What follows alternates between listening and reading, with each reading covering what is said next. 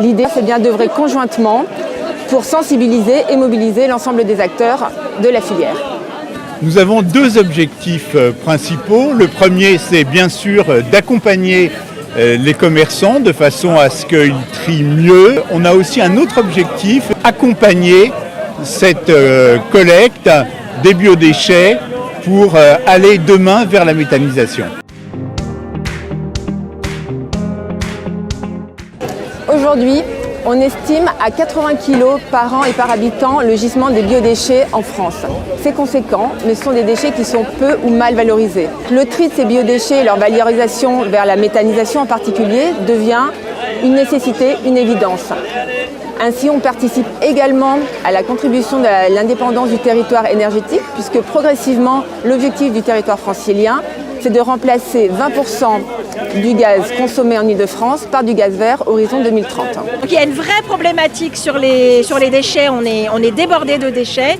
Un tiers des ordures ménagères est composé de déchets organiques, donc il faut trouver une solution pour les réduire.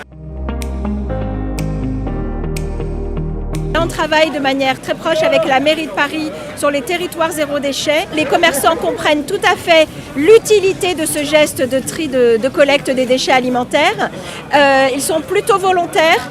Après, il y a des petits freins pratiques, logistiques, mais globalement, il y a quand même un très bon accueil des commerçants. Il faut maintenant passer à la sobriété, il faut changer de cap. Et ce n'est pas quelque chose de facile, il faut que nous l'accompagnions et c'est ce qu'on fait aujourd'hui sur ce marché du 20e avec PicPic.